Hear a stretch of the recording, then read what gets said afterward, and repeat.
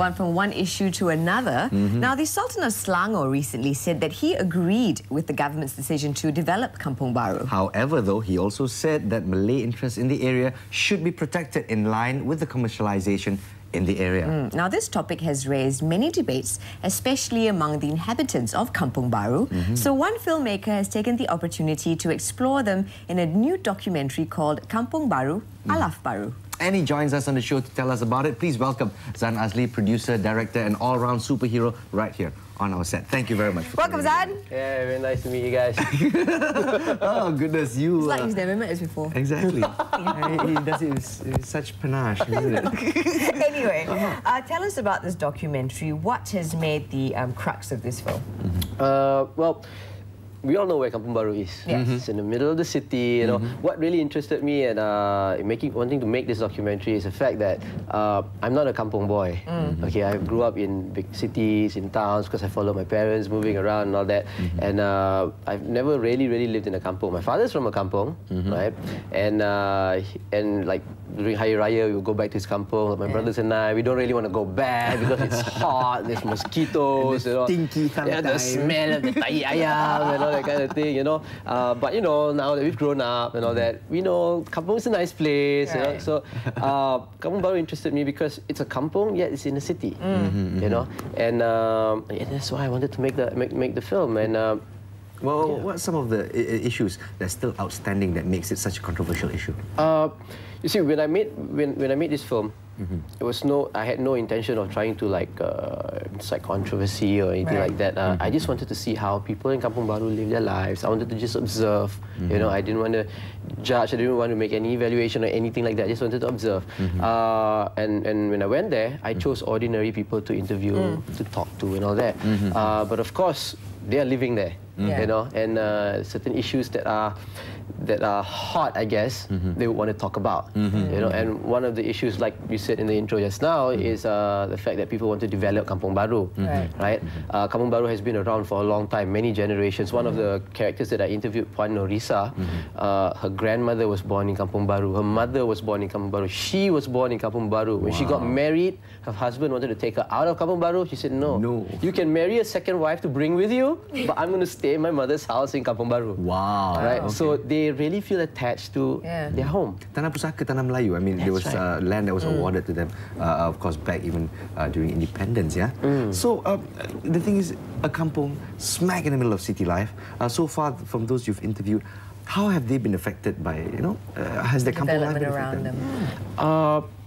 Okay, another main character that I interviewed is Abdul Halim Jamaluddin.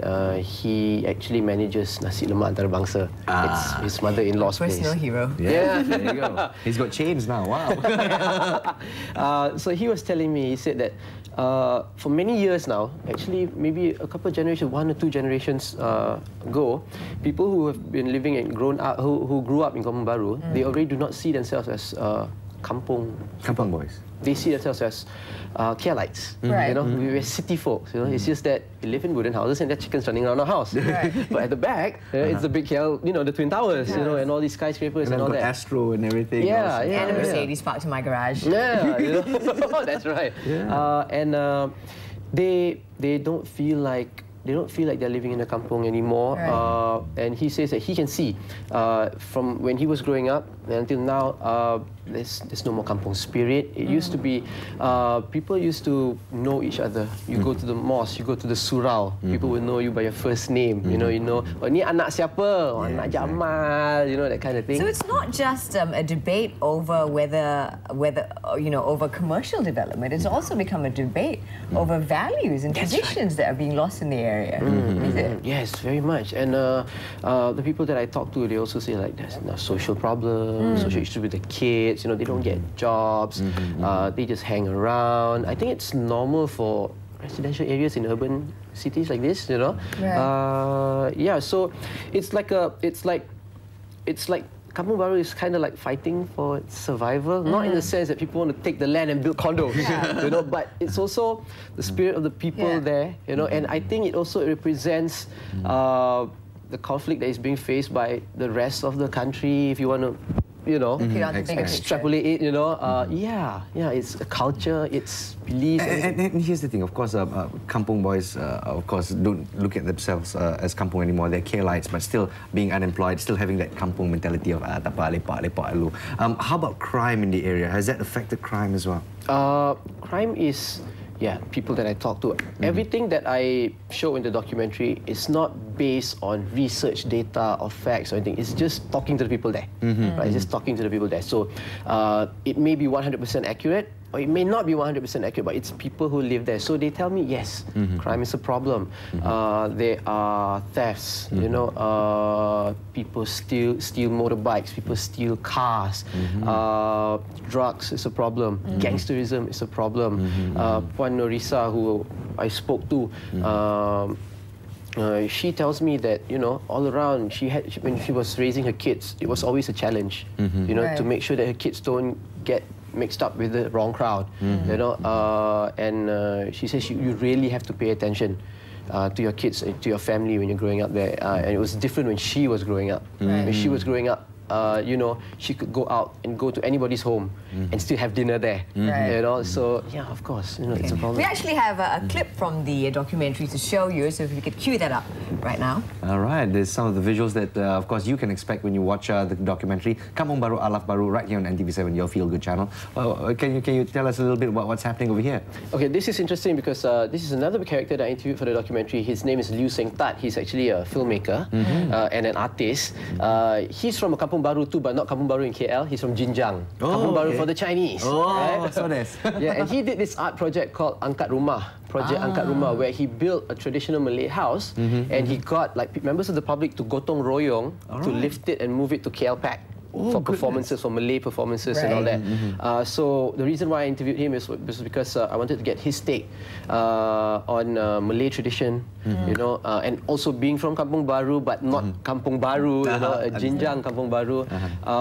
And I got some pretty interesting opinions from him, you know, like he was saying that although he's from Kampung Baru, he feels that it's kind of dangerous to have a group of people, the same kind of people staying together in one place.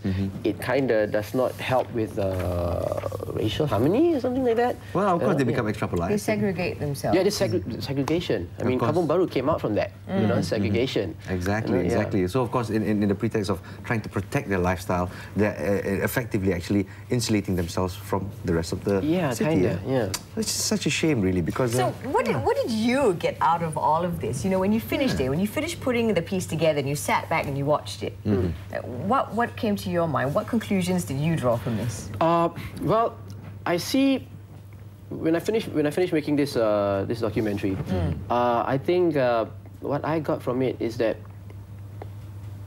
the biggest message that I got was there's hope. You know, yeah, I know. I say that, you know, Kampung Baru originated from, you know, it came from like negative connotations on the people. They wanted to segregate the different races and all that. And you're right, you know, like what you said, because they isolate themselves from, you know, other people. It's something negative. But then again, culture becomes rich. You know, they get to maintain their culture. You know, in as pure as possible because it's just them. So. From there, I see there's hope because when I interviewed these people, they also said that, like Puan Norisa, for example, she grew up in Kampung Baru. She also experienced like 13 May and things like that. So she's very, very much opposed to racial politics, anything racial. You know, she just wants everybody to get along, even though she's from Kampung Baru. You know, even though she's still very Malay and I want to preserve my culture. You know, kita orang Melayu hidup Melayu. But she says everybody should live together. So, yeah, what I got was that. Yes, you can maintain your culture, you can be strong, you know, you can maintain your identity, but yet still have this bigger identity that you can belong to as well. You know, so that's what I got from this film when I made this film. And I think that's very much, you know, puts it down to what Kampung Baru is. This small, you know, village that's managed to, you know, survive the concrete jungle. Yeah, exactly. Absolutely right. And of course, thank you so much for opening our eyes to the plight of the people in Kampung Baru. And hopefully, you've done us a service, and in the hope hopes that they can still preserve their culture and still live out there as Malaysians, living together in perfect harmony with everyone. Now, of course, Kampung Baru Alaf Baru premiered on ntv7 on the 31st of August at 7 p.m. That was the full 74-minute version. 74 minutes. But if you want to catch it again, you can do so on the 6th of September at 7:30 p.m. as well as on the 13th, 20th and 27th. Those are all Monday nights. Monday nights at 7:30 p.m. There you go. They've broken it up into small, palatable pieces so that it'll leave you wanting more as you watch it week after week. Thank you very much again, Zan. Thank you so much, Thank you so much for having me. But keep on doing the good stuff. Welcome back, by the way. All right, we're going to go for a quick break as well, but when we do come back, get ready to start those engines because we're bringing you the ultimate Grand Prix experience. You can see the excitement in Joe's voice. It's across the border. Don't go anywhere. We'll be back right after this.